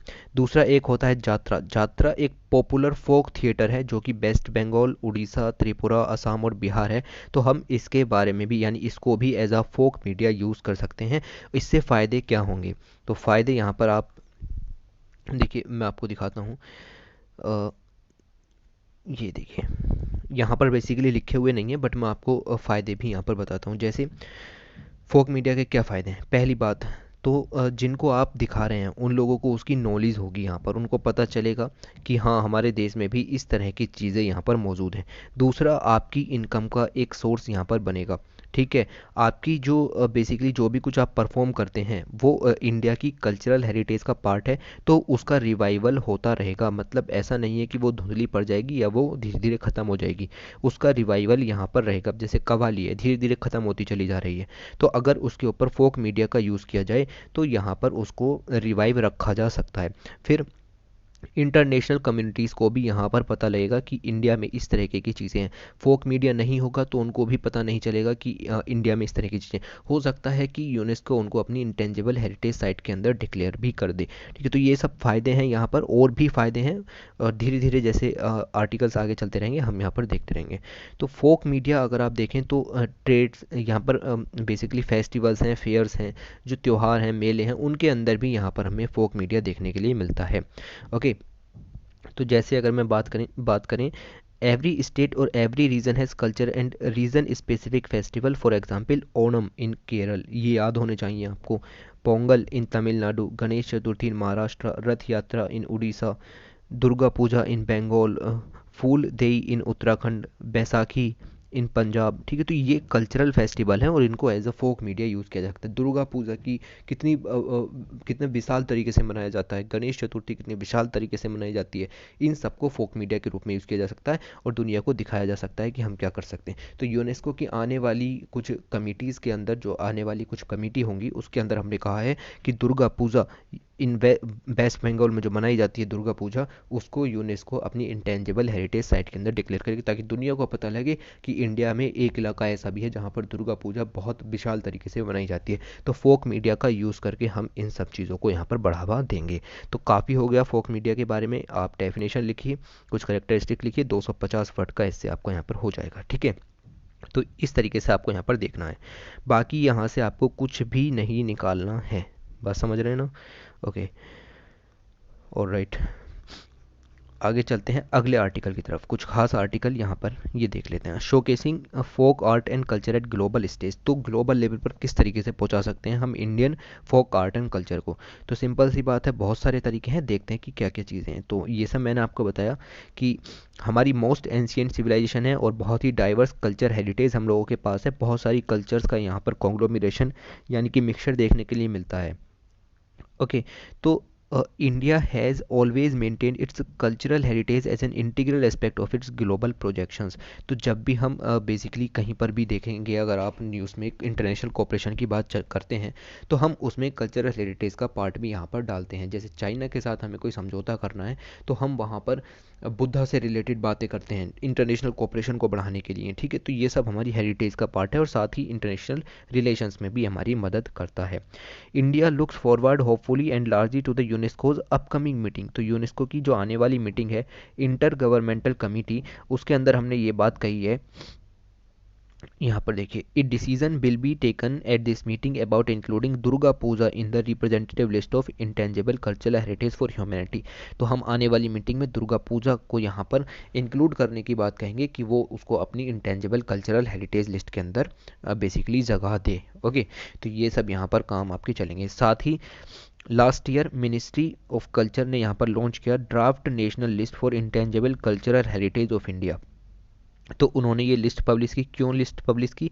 उनका विज़न है 2024 तक, और इनका एम ये है to increase the awareness about the various intangible cultural heritage elements from different states of India at the national and international level to ensure their protection and preservation। तो उनके प्रोटेक्शन के लिए, उनके प्रिजर्वेशन के लिए, दुनिया को ये दिखाने के लिए कि इंडिया के अंदर कितनी भारी मात्रा में इंटेंजिबल कल्चरल हेरिटेज एलिमेंट्स हैं, तो उसके लिए ये विज़न यहाँ पर चलाया गया है। 2024 तक ये काम यहाँ पर किया जाएगा। ऑलराइट, तो एक तो तरीका ये हो गया। दूसरा यहाँ पर देखिए आप सॉरी, अगर आप पूरे इंडिया की बात करें, इंडिया को अगर आप ट्रैवल करते हैं इसकी लेंथ और ब्रेथ के हिसाब से, तो आपको यहाँ पर देखने को मिलेगा कि बहुत सारे कल्चरल एक्सप्रेशंस यहाँ पर आपको देखने के लिए मिलेंगे। ठीक है, आप कहीं पर कुछ देखेंगे, कहीं पर कुछ देखेंगे। कहने का मतलब ये है, देखिए, for instance the folk dances Ghode Modni from Goa and Poykkal Kuthirai Attam, ये दो ऐसे बेसिकली, एक एक तो ये हो गया घोड़े मोडिनी, ये गोवा से हो गया, एक हो गया पोयक्कल कुथिरई अट्टम, ये तमिलनाडु से हो गया, और तीसरा हो गया कच्ची घोड़ी। ठीक है, ये राजस्थान से हो गया। तो ये तीन डांस फॉर्म हो गई। अब ये तीनों डांस फॉर्म बिल्कुल सेम दिखती हैं, may appear to be the same, but आप जब इनको गौर से स्टडी करोगे तो आपको पता चलेगा कि ये जो पहला है घोड़ी मोडिनी, जो जो गोवा का है, तो ये किया जाता है वॉरियर्स को प्रेज करने के लिए। ठीक है, तो राजपूत की कॉस्ट्यूम्स यहाँ पर यूज़ की जाती हैं और वॉरियर्स को प्रेज करने के लिए यहाँ पर लिया जाता है, जो युद्ध में लड़े, जो लड़े उनके लिए, उनकी विक्ट्री के ऊपर, उनकी बहादुरी के ऊपर अगेंस्ट पुर्तगीज, तो पुर्तगालों के आक्रमण के विरुद्ध जो लड़े उनको यहाँ पर सम्मान देने के लिए मनाया जाता है। फिर एक आ जाता है कच्ची घोड़ी, ये राजस्थान का, use the folk media as weddings to narrate the tales of the Bhanwaria bandit. ठीक है, तो ये यहाँ पर अलग तरीके से मनाया जाता है, वेडिंग्स में यूज़ किया जाता है। फिर तीसरा आ जाता है पोइकल कुथिरई, ये यहाँ पर वर्शिप करने के काम आता है of Ayanar in costumes of kings and queens indulging in acrobatic for hours. तो बात समझ में आई, मतलब कहने का ये है कि कुछ फोक म्यूज़िक एक जैसे दिख सकते हैं बट वो एक जैसे नहीं होते हैं। जब आप उनको डिटेल में देखोगे तो आपको पता चलेगा कि इंडिया की लेंथ एंड ब्रेथ में कितना डिफरेंस है, यानी कि इंडिया बहुत सारी कल्चर्स का कॉन्ग्लोमरेशन यहाँ पर आपको देखने के लिए मिलेगा। ओके, तो ऐसे कई सारे एग्जाम्पल्स यहाँ पर दिए जा सकते हैं। ओके, ये सब आपको यहाँ पर नहीं देखना।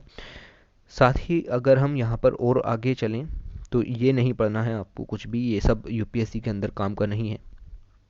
ऑलराइट देखिए, बहुत ज़्यादा इंपॉर्टेंट चीज़ें भी हैं इन सब से अलग हटके, तो इतनी सब छोटी छोटी चीज़ें आपको यहाँ पर नहीं देखनी है। ये देखिए, this doesn't necessary mean that to traditional Indian folk culture is thoroughly neglected. तो हम कुल मिलाकर के ये नहीं कह सकते कि इंडिया का जो ट्रेडिशनल इंडियन फोक कल्चर है वो धीरे धीरे ख़त्म होता चला जा रहा है। क्यों? क्योंकि देखिए, सरकार भी इसके लिए काम कर रही है, अपने पूरी हद तक काम कर रही है, प्लस हमारे पास यूनेस्को जैसी इंटरनेशनल ऑर्गेनाइजेशन है जो कि इस क्षेत्र में अच्छा वर्क कर रही है। गवर्नमेंट मशीनरी जितनी उनकी कैपेसिटी है वो बहुत अच्छा कर रही है, drawing folk culture along with other classical forms to a global setting. Okay, तो वो जितना हो सकता है उतना अच्छा कर रही हैं।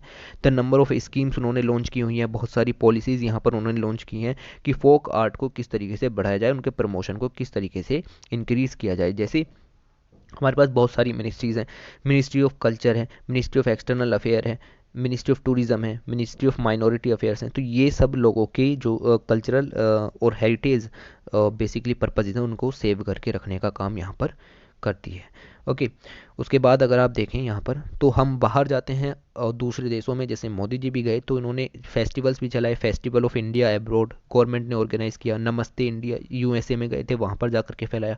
तो दूसरी कंट्रीज जैसे सेनेगल है, यूक्रेन है, कोरिया है, कोटे डी आइवरे है, तो इन सब में जाते हैं तो हम लोग वहाँ पर जाकर के अपनी संस्कृति को फैलाने की कोशिश करते हैं। फिर ICT, information and communication technology initiatives अलग से हेल्पफुल हैं। तो डीडी जो दूरदर्शन है उसके ज़रिए यहाँ पर हम लोग अपनी जो बेसिकली संस्कृति है उसको भी फैलाने की कोशिश करते हैं, इंक्लूडिंग द संस्कृति channel, virtual museum and Indian culture portal. कुछ ऐसे पोर्टल हैं जो कि लोगों को अवेयर कराने का काम करते हैं।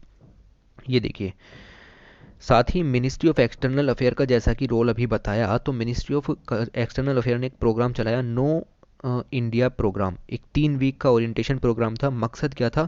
एक unique forum for youth diaspora, तो जो लोग देश से बाहर रहते हैं लेकिन इंडिया को जानना चाहते हैं उनके लिए ये प्रोग्राम था। Themself with Indian culture and heritage, तो जो लोग बाहर रहते हैं, इंडिया घूमने का मौका नहीं पा पाते, उन लोगों को हम इंडिया की कल्चर एंड हेरिटेज से अवगत कराएंगे। ठीक है, promotion of cultural ties with diaspora, PCTD scheme चलाई है। तो सिंपल नाम से स्पष्ट हो रहा है कि प्रमोशन ऑफ कल्चरल टाइज बढ़ाने हैं जो इंडिया के लोग बाहर रहते हैं उनके साथ में।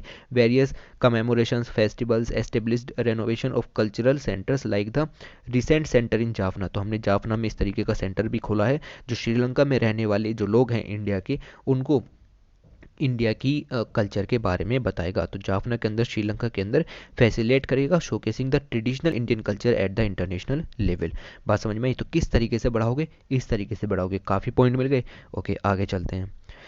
तो यही चीज़ें हैं, देखिए इन सबको ही घुमा फिरा करके आपको लिखना है। बाकी इतना सब याद नहीं रहेगा क्योंकि आर्ट एंड कल्चर है, कोई लोग इतना इस पर ध्यान भी नहीं देते, बट आपको इतना तो लेकर के चलना ही है। ठीक है जी, बाकी सब आप इस चैप्टर के अंदर नहीं पढ़ने वाले हैं, इसको यहाँ पर रहने दीजिएगा। आगे चलते हैं अगले आर्टिकल की तरफ। तो यहाँ पर आर्टिकल है art and craft of north east. अब ये आर्टिकल थोड़ा अच्छा हो जाता अगर ये इसके अंदर फैक्चुअल इन्फॉर्मेशन नहीं डालते। मेरा कहने का मतलब ये है कि बहुत कुछ इस आर्टिकल के अंदर, बहुत सारी फैक्चुअल इन्फॉर्मेशन डालती है, बहुत ज़्यादा इन लोगों ने इसके अंदर, देखिए आप खुद देखिए कि हर एक लाइन के अंदर एक टर्म दी हुई है कि क्या होता है इंडी, क्या होता है मूगा, क्या होता है पाट, क्या होता है पोंकोपोई। ठीक है जी, तो ये सब बहुत ज़्यादा हो जाएगा, आप समझने की कोशिश कीजिए कि क्या होता है कि, ठीक है, तो ये सब टर्म्स बेसिकली बहुत ज़्यादा हो जाएंगी। अगर आप नॉर्थ ईस्ट से बिलोंग करते हैं तो आपको ये आराम से समझ में आ जाएंगी, लेकिन अगर आप इंडिया के किसी और हिस्से से बिलोंग करते हैं तो आपको इनको समझने में भी दिक्कत होगी। प्लस अगर आप एग्ज़ाम्स की तैयारी कर रहे हैं तो यूपीएससी बेसिकली एक तो इस तरीके की चीज़ें नहीं पूछती, बट आप समझिए अगर आप 70 तरह की इन चीज़ों को याद रखेंगे कि ये क्या होता है, ये क्या होता है, ठीक है, तो इन सब चीज़ों को अगर आप याद रखेंगे तो वो कॉस्ट बेनिफिट एनालिसिस नहीं होगा। ठीक है जी, ठीक है, आपको 70 चीज़ें हैं, एक फंस गई, लेकिन हमें आपको पता है कि 100 में से 100 क्वेश्चंस नहीं करके आने होते हैं, तो हम कुछ रिस्क लेकर के भी यहाँ पर चलते हैं। तो ये आपका जो दिमाग यहाँ पर खर्च होगा इन 70 वर्ड्स को लर्न करने में, उससे अच्छा है कि आप जो है वो बेसिकली अपने कोर सिलेबस की तरफ भी ध्यान दीजिए, जिसमें से कि ज़्यादा क्वेश्चन निकलते हैं। ठीक है, ठीक है, मान लिया एक क्वेश्चन आएगा, बट वो कॉस्ट बेनिफिट एनालिसिस नहीं होगा, टाइम यहाँ पर बहुत कंज्यूम हो जाएगा, दिमाग बहुत ज़्यादा लग जाएगा।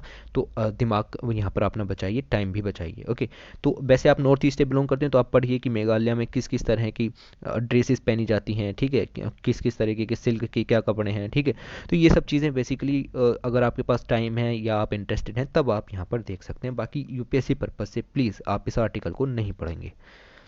ओके, इस आर्टिकल को हम यहाँ पर नहीं पढ़ेंगे, आप नहीं पढ़ेंगे और बिल्कुल भी नहीं पढ़ना है। ठीक है, क्योंकि हर चीज़ के बारे में बताए, पोट्री है तो कितने तरह की पोट्री है, भाई ये असम के अंदर की बात हो रही है तो असम वाले बंदे इसको पढ़ेंगे। दूसरा मैं यहाँ पर आपको बताना चाहता हूँ कि आप इस वीडियो को यहाँ पर देख सकते हैं। ये वीडियो मैंने बनाई थी important folk dances of India, north east के भी कवर किए हैं इसके अंदर, और हर बेसिकली इंडिया के हर स्टेट के यहाँ पर कवर किए हैं। तो आप इसको देख लीजिए, काफ़ी हो जाएगा नॉर्थ ईस्ट के बारे में, आपको बहुत सारे यहाँ पर डांसेस पता चल जाएंगे। तो इस तरीके से आपको यहाँ पर वर्क करना है, जो पता है उसके ज़रिए आंसर लिखिए, नया पढ़ने से काम नहीं चलेगा। आगे चलते हैं। ओके अब अगले आर्टिकल की तरफ चलते हैं। हाँ, तो अब चलते हैं अपने अगले आर्टिकल की तरफ, यानी कि एमएसएमई जो micro small and medium enterprises हैं, वो किस तरीके का इंडिया की मतलब इकोनॉमिक ग्रोथ में यहाँ पर एज ए पावरफुल इंजन साबित होने वाली हैं। ठीक है, कोई भी गाड़ी इंजन के बिना नहीं चलती, और ऐसा ही पावरफुल इंजन है एमएसएमई। तो इंडिया की इकोनॉमिक ग्रोथ एमएसएमई के कारण ही यहाँ पर बढ़ेगी। हालांकि हम इस आर्टिकल के जो पॉइंट्स हैं वो पहले भी डिस्कस कर चुके हैं और मैगजीन्स के अंदर, बट फिर भी हम इसको यहाँ पर पूरा डिस्कस करेंगे। जैसे अगर हम बात करें, कोविड-19 आया, फिर सरकार ने आत्मनिर्भर भारत अभियान भी यहाँ पर शुरू किया, और अगर हम देखें तो कुल मिलाकर के बात हुई है कि जो चैलेंजेस थे कोविड-19 के द्वारा दिए गए, इन सब चैलेंजेस को हमने आत्मनिर्भर भारत के अंदर किस तरीके से एक अपॉर्चुनिटी में कन्वर्ट किया, वो यहाँ पर दिखाया गया है, और किस तरीके से हम आगे भी करेंगे। जैसे उसके साथ ही हमने 59 चाइनीज़ ऐप को भी बैन किया, तो उसके बाद क्या होगा कि अपॉर्चुनिटी मिलेगी स्टार्टअप्स को कि वो नए ऐप्स यहाँ पर लाएं जो चाइनीज़ ऐप्स थे उनके बदले में। ये किस्सा था कि हमारे पास कोविड-19 जब तक नहीं आया था, पीपीई किट के बारे में कुछ पता भी नहीं था। ठीक है, तो अब हम पहले जीरो प्रोडक्शन करते थे और अब हमारा प्रोडक्शन देखिए आप पीपीई किट में कितना ज़्यादा है, 2 लाख पीपीई किट डेली हम यहाँ पर बना रहे हैं। ठीक है, तो ये सब बातें जो हैं लगभग 2020 वाली हो गई, ये सब चीज़ें पुरानी हो चुकी हैं। आगे चलते हैं, कुछ अच्छी चीज़ें यहाँ पर देखते हैं। देखिए, ये देखिए, तो एमएसएमई सेक्टर के ऊपर जब भी आपको कुछ ऐसे लिखने के लिए आए तो आपको क्या लिखना है कि एमएसएमई सेक्टर अकाउंट्स फॉर लगभग 30% of the India GDP. India की जितनी भी जीडीपी है उसका 30% यहाँ पर एमएसएमई सेक्टर से आता है, और लगभग 11 करोड़ पीपल डायरेक्टली इसके अंदर इन्वॉल्व हैं, तो उनको यहाँ पर एम्प्लॉयमेंट भी मिलता है। कोविड-19 आया, एमएसएमई सेक्टर पे बहुत ज़्यादा इम्पैक्ट आया 2020 के अंदर, ये सब चीज़ें हमने देखी हैं, ठीक है, और आपने खुद भी यहाँ पर इन चीज़ों को एक्सपीरियंस किया होगा। तो sector suffer the most in the ensuring business continuity challenges by the severe liquidity crunch and dipping demand. तो अच्छे अच्छे बिजनेस यहाँ पर ठप हो गए, तो फिर ये एमएसएमई ही क्या चीज़ थी। तो कुल मिलाकर के सरकार ने यहाँ पर यूनियन बजट, आत्मनिर्भर भारत के अंदर तो जो चीज़ें दी वो दी, लेकिन यूनियन बजट 2021-22 के अंदर भी बहुत सारा कैपिटल यहाँ पर प्रोवाइड किया एमएसएमई को। कैपिटल जानने की ज़रूरत नहीं है। ओके, उसके बाद एक काम ये हुआ कि एमएसएमई को रीडिफाइन किया गया। रीडिफाइन करने का मतलब ये है कि पहले 25 लाख अगर आपका इन्वेस्टमेंट है तो आपको माइक्रो स्मॉल कंपनी, यहाँ पर माइक्रो जो है एंटरप्राइज आपको गिना जाता था, लेकिन अब अगर आपका जो इन्वेस्टमेंट है वो 1 करोड़ रुपए तक का है, तब भी आप यहाँ पर माइक्रो एंटरप्राइज होंगे। इससे फ़ायदा क्या होगा, तो ये जो बीच में 75 लाख रुपए का गैप था, तो अगर इतना टर्नओवर किसी का है, जैसे किसी का इन्वेस्टमेंट 50 लाख रुपए है, ठीक है, तो अब वो भी एमएसएमई के अंदर की डेफिनेशन में, अगर उसको भी एमएसएमई वाले बेनिफिट यहाँ पर देखने के लिए मिलेंगे। ठीक है जी, तो ये सब चीज़ें यहाँ पर थी। उसके बाद अगर हम आगे चलें तो या यहाँ पर आप देख सकते हैं कि किस तरीके की यहाँ पर रिवाइज़ किया गया। एमएसएमई का पहले ये था कि माइक्रो होगी तो 25 लाख से कम का इन्वेस्टमेंट होगा, स्मॉल होगी तो 5 करोड़ से कम का होगा, और मीडियम एंटरप्राइज होगी तो 10 करोड़ से कम का होगा। इन सबको चेंज किया, 1 करोड़ 10 करोड़, एग्जैक्ट फिगर याद रखने की ज़रूरत नहीं है कि हाँ बस यहाँ पर चेंज किया है, हालांकि छोटे एग्जामों में आपसे एग्जैक्ट फिगर भी पूछ सकते हैं। ऑलराइट, तो ये सब काम यहाँ पर किए गए। उसके बाद यहाँ पर और कुछ खास चीज़ें देखते हैं। देखिए, और बहुत सारे इनिशिएटिव्स यहाँ पर लिए गए, वही पुराने इनिशिएटिव्स लिखे गए हैं, कोई फ़ायदा नहीं है पढ़ने पर। Emergency credit line guarantee scheme दी गई, ठीक है, आपको जो कोलेट्रल फ्री ऑटोमेटिक लोन दिए गए, मतलब आपको कुछ भी यहाँ पर बैकएंड में रखने की ज़रूरत नहीं है, बैंक से आपको लोन मिल सकता है। तो हर चीज़ में यहाँ पर फ़ायदा देखने के लिए मिला। देखिए, looking at the sector wise impact of कोविड-19 pandemic, it has been seen that, तो कोविड-19 पेंडेमिक ने हर एक सेक्टर पे इम्पैक्ट डाला है। जैसे टेक्सटाइल सेक्टर है, ओके, टेक्सटाइल सेक्टर में लगभग 45 मिलियन डायरेक्ट एम्प्लॉयमेंट है, तो एक्सपोर्ट्स यहाँ पर कम हो गए, तो डायरेक्ट एम्प्लॉयमेंट पर भी फ़र्क पड़ा और इकोनॉमी पर भी यहाँ पर हर्ट हुआ। ऑटो कंपोनेंट सेक्टर की सीधी सीधी बात करने तो जीडीपी में लगभग 7% हिस्सा है, और सिंपल सी बात है, लोगों के पास पैसा नहीं था तो उन्होंने यहाँ पर व्हीकल्स भी नहीं खरीदे, तो ऑटोमोबाइल कंपनी की हालत यहाँ पर ख़राब दिखी। एविएशन का अपना इंपॉर्टेंस यहाँ पर था, जो एविएशन एंड टूरिज्म सेक्टर है, जब लोग बाहर जाएंगे ही नहीं तो घूमेंगे कैसे, और टूरिज्म इंडस्ट्री को बढ़ावा कैसे मिलेगा। रियल इस्टेट सेक्टर है, लोगों के पास पैसा नहीं है तो मकान कहाँ से खरीदेंगे। तो ये सब चीज़ें वही हैं जो पुरानी हो चुकी हैं। कंज्यूमर पर भी फ़र्क पड़ा, रिटेलर पर भी फ़र्क पड़ा, और इंटरनेट बिजनेसेस, हालांकि इंटरनेट बिजनेसेस जो है उस पर कम फ़र्क पड़ा, बट फ़र्क तो पड़ा। दूसरा, कुछ और चीज़ें भी हैं, जैसे एजुकेशन एंड स्किलिंग सेक्टर है, तो उसके ऊपर अलग फ़र्क पड़ा कि अनएम्प्लॉयमेंट यहाँ पर बढ़ गया। ठीक है जी, तो ये सब चीज़ें आपको पता होनी चाहिए। और फूड एंड एग्री सेक्टर पर भी थोड़ा सा असर पड़ा है, हालांकि एग्री सेक्टर ने पॉजिटिव ग्रोथ दिखाई। तो पॉजिटिव ग्रोथ दिखाई का मतलब ये नहीं होता कि कोई फ़र्क ही नहीं पड़ा, हो सकता है कि पहली ग्रोथ जो है वो लगभग 20% की हो और अब ग्रोथ लगभग 30% की, तो अब ग्रोथ 3% की दिख रही, तो लगभग ओवरऑल तो यहाँ पर असर पड़ा है। Impact is likely to be low on both primary agriculture produce, तो इम्पैक्ट कम हुआ है लेकिन हुआ तो है, ठीक है, हर चीज़ पर इम्पैक्ट हुआ, ट्रांसपोर्ट सेक्टर पर, लॉजिस्टिक सेक्टर पर, सब चीज़ों पर इम्पैक्ट यहाँ पर हमने देखा है। ओके, कुछ सेक्टर ऐसे थे जहाँ पर इम्पैक्ट नहीं हुआ, यानी कि पॉजिटिव इम्पैक्ट हुआ, जैसे हेल्थ एंड वेलनेस है। हमारे पास कितना बेकार पब्लिक सिस्टम था, हेल्थ सिस्टम था, और धीरे धीरे हमने इम्प्रूव किया, नए नए तरह के वेंटिलेटर्स यहाँ पर बनाए गए, ठीक है, क्योंकि ये दुनिया भर की इमरजेंसीज थी, हमने बाहर भी यहाँ पर सप्लाई चेन को बढ़ाया। ओके, तो हेल्थ केयर इंडस्ट्री को यहाँ पर बढ़ावा मिला है, नए नए इक्विपमेंट सामने आए, ठीक है, और तो ये सब चीज़ें, हेल्थ केयर में इंफ्रास्ट्रक्चर यहाँ पर बढ़ा। ओके, तो ये जो हेल्थ वाला सेक्टर है, हेल्थ एंड वेलनेस, ये यहाँ पर इम्प्रूव हुआ है। ओके, दूसरा देखें, डिजिटल एजुकेशन को बढ़ावा मिला, क्योंकि ऑनलाइन एजुकेशन यहाँ पर एक माध्यम बन गया बच्चों को शिक्षा देने का, तो इसके कारण बायजू जैसी कंपनियाँ या अकेडमी जैसी कंपनीज़ हैं, वेदांता हैं, टॉपर है, इन सब के यहाँ पर जो कैप है, वैल्यूएशन कैप है, उसमें भी बढ़ावा देखने के लिए मिला। ई कॉमर्स साइट हैं या डिलीवरी बेस्ड सर्विसेज हैं, ऑनलाइन जो आप शॉपिंग करते हैं उसमें भी यहाँ पर बढ़ोतरी देखने को मिली। सिंपल सी बात है, देखिए ये कुछ नया नहीं है, हम समझते हैं इन सब चीज़ों को। OTT प्लेटफॉर्म्स बड़े, नेटफ्लिक्स वगैरह, इन सब का भी काम अच्छा चला यहाँ पर, क्योंकि सिनेमाज बंद थे तो सारी मूवीज़ वहीं पर ही रिलीज़ हो रही थी।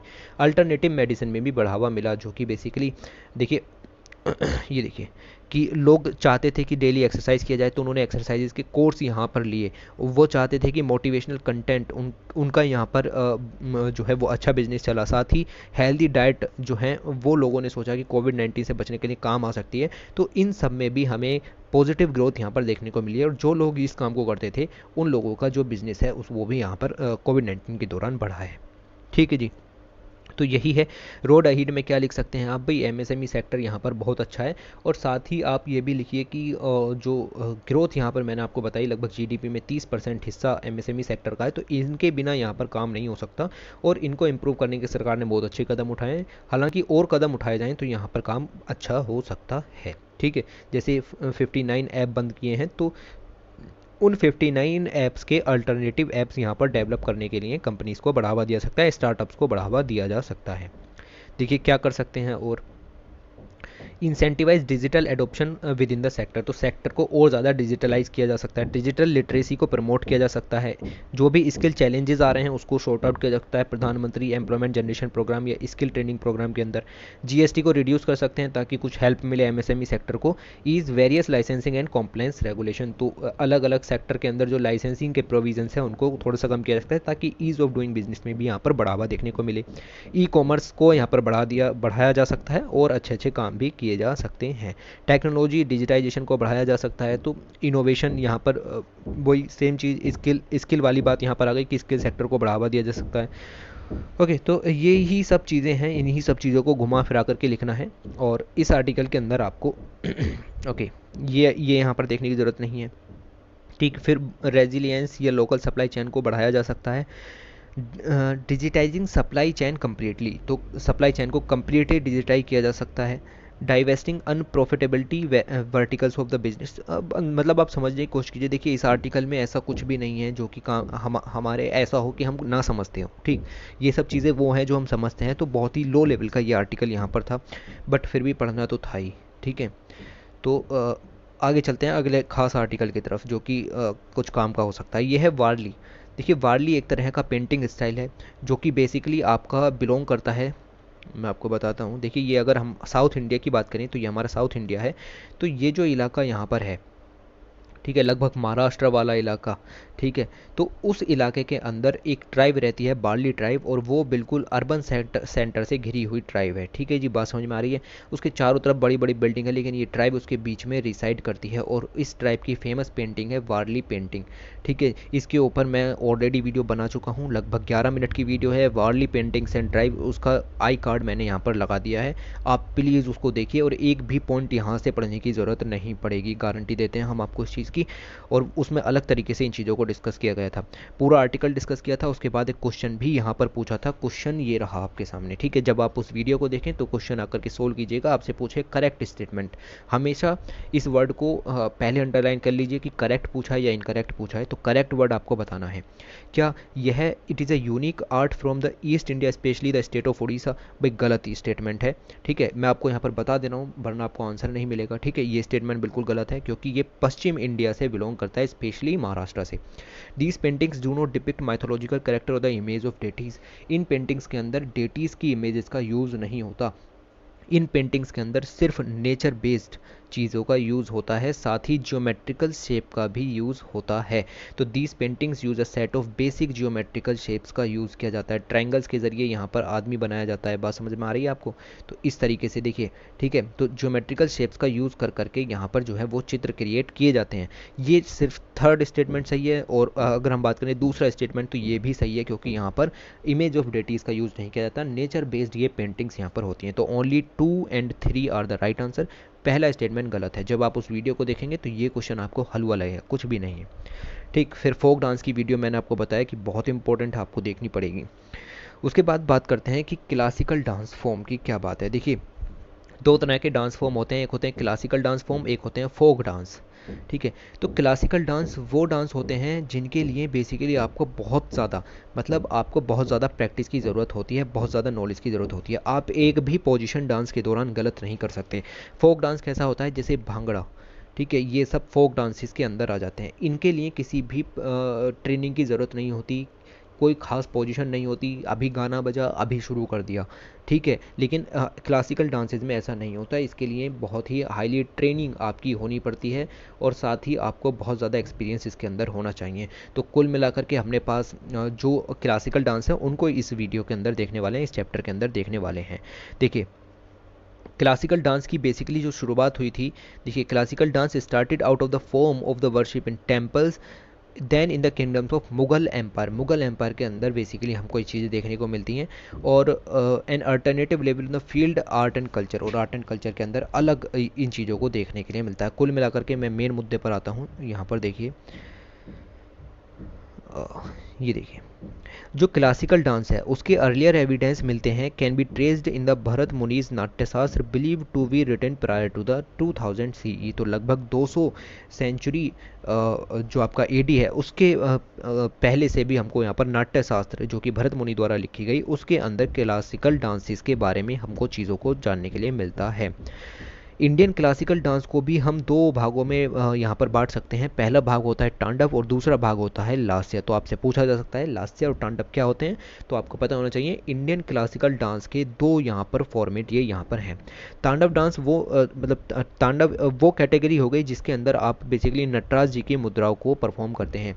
इसके अंदर एग्रेशन और करेज को शो किया जाता है, मतलब अगर आप इस डांस को परफॉर्म कर रहे हैं तो आप कुछ ऐसा बताना चाहते हैं जहाँ पर करेज या एग्रेशन, गुस्से वाली बात हो रही हो। एक होता है लास्या। लास्या के अंदर आप बेसिकली अभिनय करते हो गॉडेस पार्वती के लिए। तो जो तांडव है वो बेसिकली शिवा से ओरिजिन हुआ है और जो लास्या है वो यहाँ पर ओरिजिन हुआ है पार्वती जो कि गॉडेस है। अब जो ये लास्या है ये क्या दिखाता है, ये दिखाता है कि आपका जो डांस है वो यहाँ पर डिस्प्ले करता है ग्रेस को, लव को, ब्यूटी को, जेंटलनेस को, और जो ऊपर मैंने बताया वो यहाँ पर डिनोट करता है एग्रेशन को और करेज को। या बात समझ में आई, तो दोनों में अंतर आपको पता होना चाहिए। फिर हमारे पास कई तरीके के यहाँ पर क्लासिकल डांस भी हैं, जैसे भरतनाट्यम की बात करें तो भरतनाट्यम यहाँ पर डांस है जो कि तमिलनाडु से है। देखिए इन सब के बारे में आपको पहले से पता होना चाहिए, आर्ट एंड कल्चर में आपने ये सब चीज़ें पढ़ी होनी चाहिए। इसके अंदर एक फेमस मुद्रा होती है जिसको कहते हैं अरामंडी मुद्रा। तो ये इस तरीके की पोज है जो कि हाफ स्क्वेट पोजीशन में होती है। फिर दूसरा यहाँ पर अगर आप डांस देखें तो वो आ जाता है कथक, जो कि नॉर्थ इंडिया से बिलोंग करता है और इसके कुछ फेमस घराने भी हैं जैसे लखनऊ, जयपुर एंड बनारस घराना।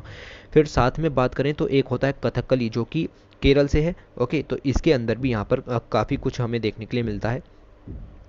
अलग अलग पोजीशंस हैं। देखिए इन सब के लिए आपको बेसिकली एक तो ये सब आपको पहले से ही पढ़ना था, ठीक है। आर्ट एंड कल्चर के अंदर क्लासिकल डांस का चैप्टर उसको पढ़ के ख़त्म करना है और जगह जगह से नहीं पढ़ना। बट मैं यहाँ पर कुछ भी बता रहा हूँ, तो जैसे कि मोहिनी अट्टम है, मणिपुरी है, ओडिसी है, ठीक है। तो मैं सिर्फ यहाँ पर आपको नाम गिना रहा हूँ, मैं इनके अंदर की चीज़ें यहाँ पर नहीं बता रहा हूँ, वरना आप समझिए कि वीडियो की लेंथ कहाँ तक पहुँच जाएगी, ठीक है। तो ये है, और फिर यहाँ पर कुचिपुड़ी भी आ जाता है। तो ये सब यहाँ पर कुचिपुड़ी बिलोंग करता है आंध्र प्रदेश से।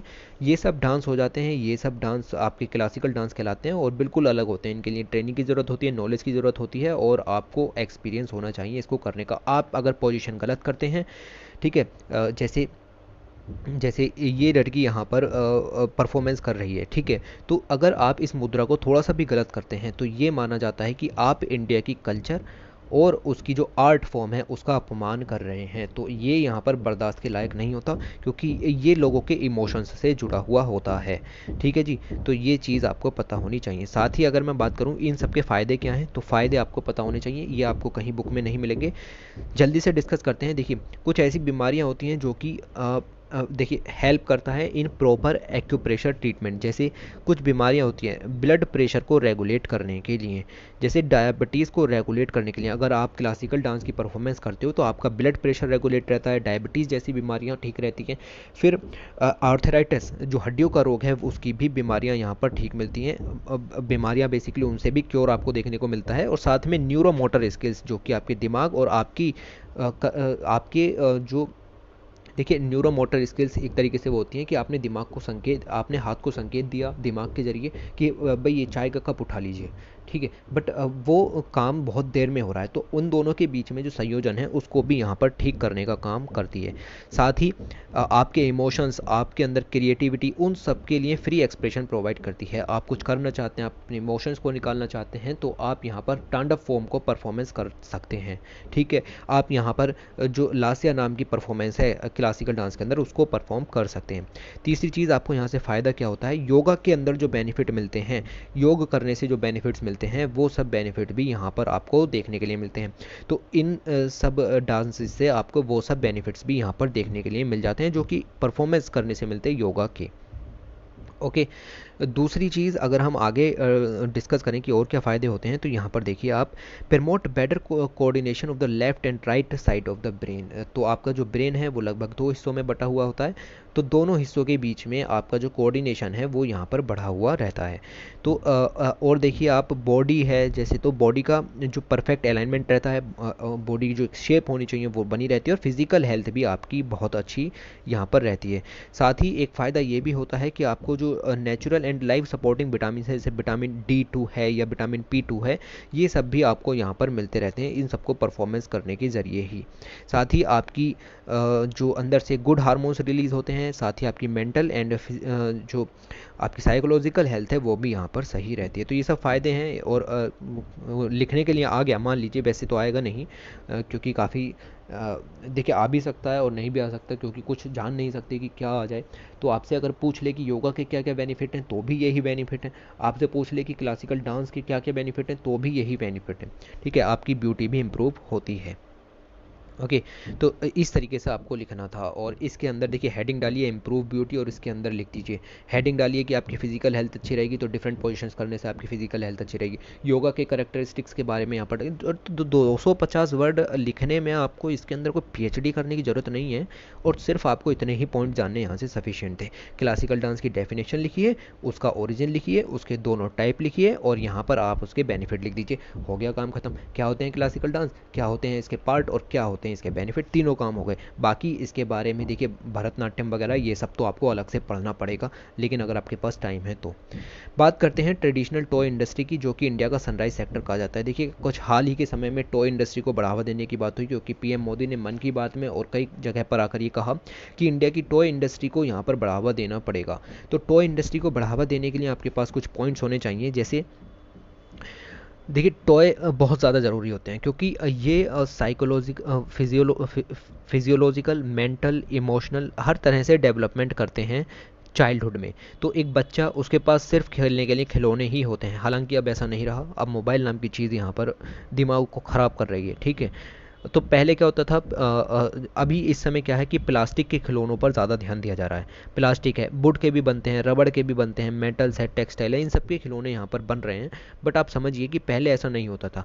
पहले जो खिलौने बनते थे उनको कहते हैं ट्रेडिशनल टॉयज़, याद रखिएगा।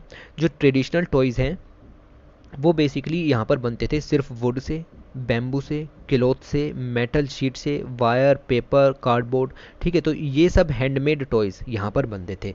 Toy makers who live in cities and industrial areas make use of the recycle based materials such as the old newspaper, discarded cartons, ठीक है, metal scraps, boxes and tins.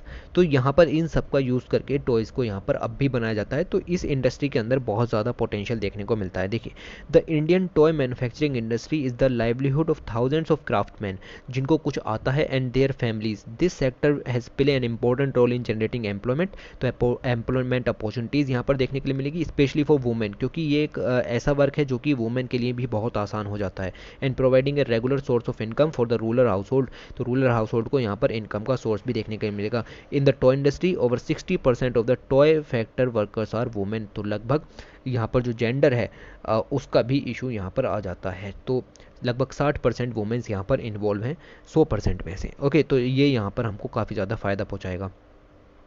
फिर ये डाटा आपको याद नहीं रखना, आपको क्या याद रखना है, हाँ ठीक है, कि जो इंडिया का टॉय मार्केट है उसकी वैल्यू काफ़ी ज़्यादा बड़ी है।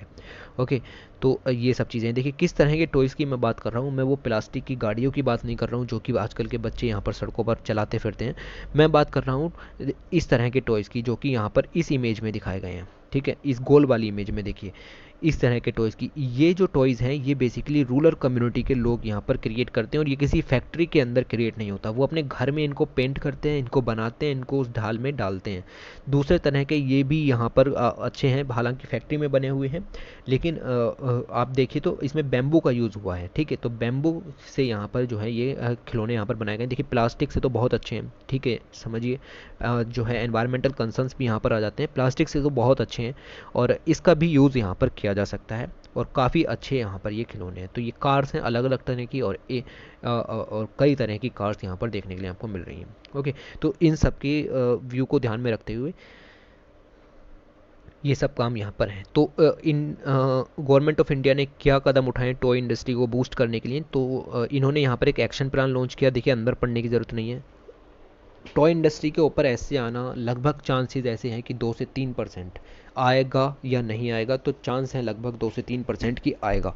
ठीक है, बट आप समझिए कि बहुत ही लो कॉस्ट बेनिफिट यहाँ पर इसका है, कि हम इसके बारे में कुछ ज़्यादा पीएचडी नहीं कर सकते, हमें 2-4 पॉइंट पता होने चाहिए। तो टॉय इंडस्ट्री के बारे में इतना तो बताया। साथ ही एक एक्शन प्लान लॉन्च किया गया है, हेडिंग डालेंगे नेशनल एक्शन प्लान, जब भी ऐसे लिखने के लिए मान लीजिए आ गया, खुदा ना करे, ठीक है, नेशनल एक्शन प्लान लिखने के लिए आया, तो यहाँ पर हेडिंग डालिए नेशनल एक्शन प्लान, और उसके अंदर लिख दीजिए कि इंडिया से जो है वो एक्सपोर्ट्स को बढ़ाना है टॉयज़ के, ठीक है, इसको ग्लोबल सप्लाई चेन में बढ़ाना है, ये इसका मकसद है। तो ये तरीका होता है एस्से राइटिंग का। ठीक है, आप हर चीज़ के लिए नई चीज़ें नहीं पढ़ सकते। टॉय फेयर यहाँ पर बनाया गया, टॉय कथन बनाया गया, तो जो क्राफ्टमैन है उनका इंपॉर्टेंस यहाँ पर उनको बताया गया, टॉय क्लस्टर प्रोग्राम्स बनाए गए। ठीक है, तो ये इमेज अगर आप जान लेते हैं तो आपको काफ़ी पॉइंट्स यहाँ पर मिल जाएंगे।